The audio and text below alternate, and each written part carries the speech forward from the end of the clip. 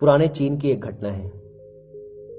बहुत प्रसिद्ध है ये कहानी चीन में। पुराने चाइना में एक व्यक्ति रहता था जो संन्यास्त हो जाना चाहता था, बस खो जाना चाहता था। एक दिन वह अपने गुरु के पास गया। गुरु के सामने सन्यासी होने की इच्छा जताई। गुरु ने कहा कि तू सच में सन्यासी हो जाना चाहता है या बस सन्यासी दिखना चाहता है। उस व्यक्ति ने कहा कि जब सन्यासी ही होने आया हूं तो दिखने का क्या करूंगा, मैं तो सन्यासी ही होना चाहता हूं। तो गुरु ने कहा ठीक है, यह अपनी आखिरी मुलाकात थी, अब तू दोबारा मेरे पास मत आना। जब जरूरत होगी तब मैं खुद तेरे पास आ जाऊंगा। इस आश्रम में 500 सन्यासी हैं। उन 500 सन्यासियों के लिए तुझे चावल कूटने का काम करना है। ऐसा कहा जाता है कि वह सन्यासी अगले 12 वर्षों तक चौखट के पीछे एक हल्के अंधेरे से कमरे में बस चावल ही कूटता रहा। 500 सन्यासी थे उस आश्रम में। वह सबके लिए चावल कूटता, सुबह से उठता, चावल कूटता रहता, रात थक जाता तो सो जाता। 12 वर्ष बीत गए। वह फिर कभी दोबारा गुरु के पास नहीं गया। उसने भरोसा कर लिया था कि जब गुरु ने कह ही दिया है कि जरूरत पड़ने पर वे खुद आ जाएंगे तो बात ही खत्म हो गई। शुरुआत में तो उसके मन में कई तरह के विचार चलते रहते, लेकिन जब पूरे दिन बस चावल ही कूटना है तो विचार करके भी क्या फायदा। धीरे धीरे उसके मन से विचार भी विदा होने लगे। वह बस सुबह उठने से लेकर रात सोने तक चावल ही कूटता रहता। जब गुरु ने कह ही दिया था कि तुझे चावल ही कूटना है तो बस सारे प्रश्न ही खत्म। गुरु ने कहा है तो सही ही कहा होगा। 12 वर्षों तक चावल कूटते कूटते उसके मन में विचार आने ही बंद हो गए। मन एकदम शांत और खाली हो गया। ना कोई विचार, ना कोई उलझन, ना कोई अड़चन। सीधा सा काम, सुबह उठता, चावल कूटता रहता, रात होती तो सो जाता। पिछले 12 वर्षों से यही उसकी दिनचर्या बन चुकी थी। विचार मुक्त होकर वह बस अपना काम करता रहता। 12 साल बीत जाने के बाद गुरु ने घोषणा की कि मेरे जाने का समय आ चुका है। जो भी व्यक्ति मेरा उत्तराधिकारी बनना चाहता हो वो आज रात मेरे कमरे की दीवार के बाहर 4 पंक्तियां लिख जाए, जिसमें जीवन का सत्य उजागर हो, जिसमें उसका और उसके विचारों का सत्य उजागर होता हो। लेकिन ये विचार उसके खुद के होने चाहिए, यह उसका खुद का अनुभव होना चाहिए। यह घोषणा सुन सभी शिष्य डर गए, क्योंकि गुरु को धोखा देना आसान ना था। शास्त्र तो सभी शिष्यों ने पढ़ रखे थे, लेकिन उन सभी शिष्यों में से जो सबसे बड़ा विद्वान था उसने साहस जुटाकर गुरु के कमरे की दीवार पे उस रात 4 पंक्तियां लिख दी। उसने लिखा कि मन एक दर्पण की तरह है जिस पर धूल जम जाती है। धूल को साफ कर दो तो धर्म उपलब्ध हो जाता है। इस धूल को साफ कर दो तो सत्य अनुभव में आ जाता है। सुबह गुरु उठा, उसने देखा तो चिल्लाया, यह किस मूर्ख ने मेरी दीवार खराब कर दी, उसे पकड़ के मेरे पास लाओ। पर वह विद्वान तो लिखकर रात ही भाग गया था। वह डरा हुआ था, क्योंकि यह पंक्तियां उसकी नहीं थी। उसने एक बड़े शास्त्र से इन पंक्तियों को चोरी किया था। इसमें उसका खुद का अनुभव ना था। शब्द अच्छे तो थे, लेकिन उनमें प्राण नहीं थे। वह जाते समय अपने आश्रम के मित्रों से कह गया था कि अगर सुबह गुरु कहें कि वाह क्या बात कही है तो मुझे खबर कर देना, लेकिन अगर गुरु पढ़कर क्रोधित हो जाएं तो मेरा पता मत बताना। सारा आश्रम चिंतित हुआ कि इतने सुंदर वचन तो हैं, वचनों में क्या कमी है।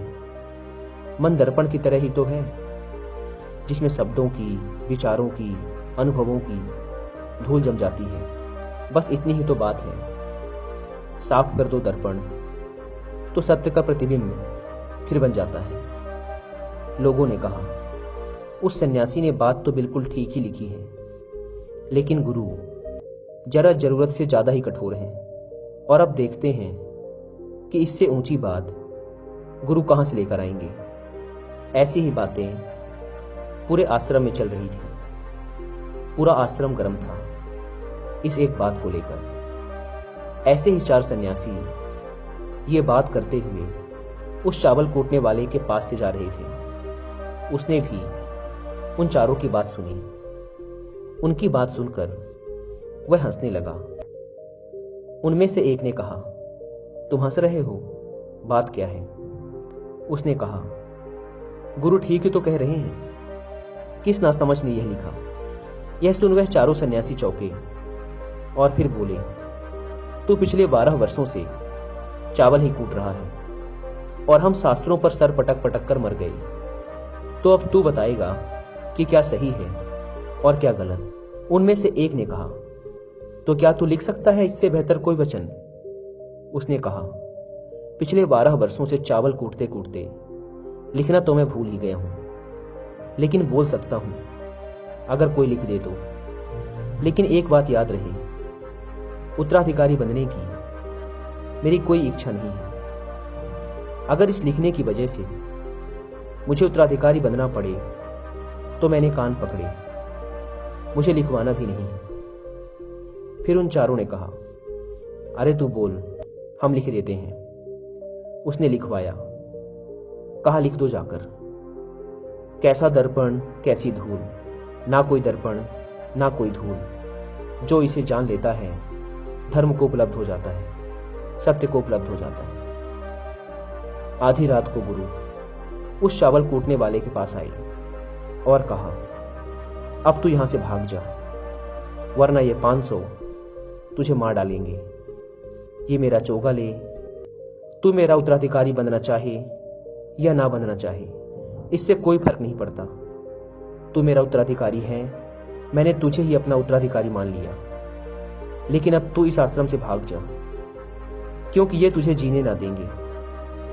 ये सब बर्दाश्त नहीं कर पाएंगे कि एक चावल कूटने वाला सत्य को उपलब्ध हो गया, आत्मज्ञान को उपलब्ध हो गया, और ये शास्त्रों पर सर पीटते रह गए। इसलिए तू यहां से चला जा। यह कहानी यहीं समाप्त होती है।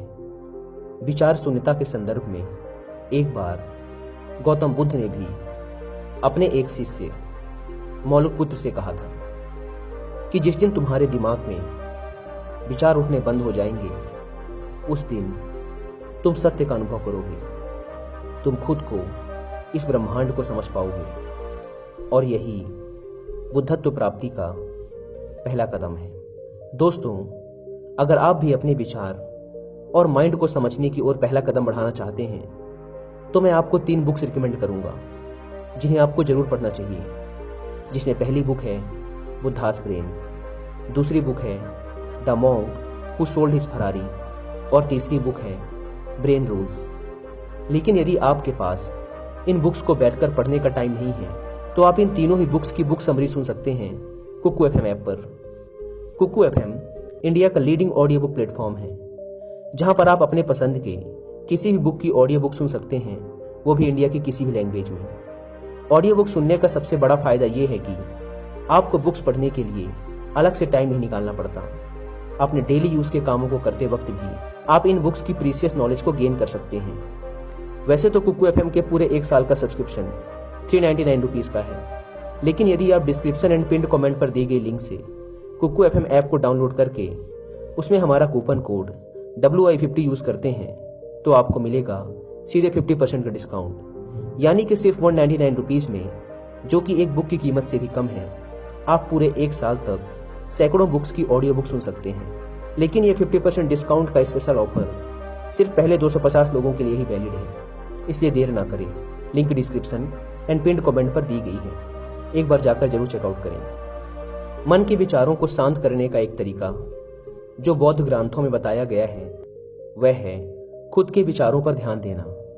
अंदर क्या चल रहा है, कैसे विचार उठ रहे हैं, इसका बड़े ही सावधानी से निरीक्षण करते रहना।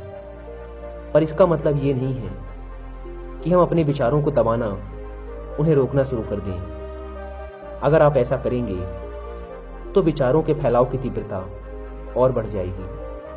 आपको बस अपने मन को देखना है। मन भटकेगा, बार बार भटकेगा, लेकिन जैसे ही आपको फिर याद आए कि आप विचारों का निरीक्षण कर रहे थे, आप तुरंत फिर से विचारों पर ध्यान देना शुरू कर दो।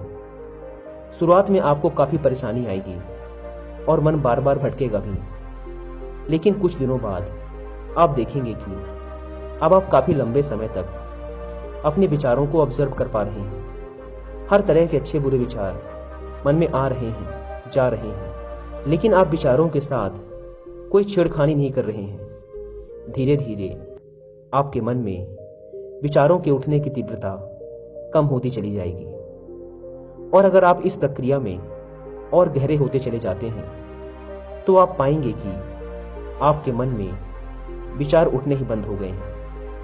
अब आप बीते हुए कल और आने वाले भविष्य की चिंता नहीं करते। अब आप वर्तमान में जीते हैं, और जो भी अभी इस समय आपके सामने है, आप केवल उसी पर ही अपना ध्यान केंद्रित करते हैं।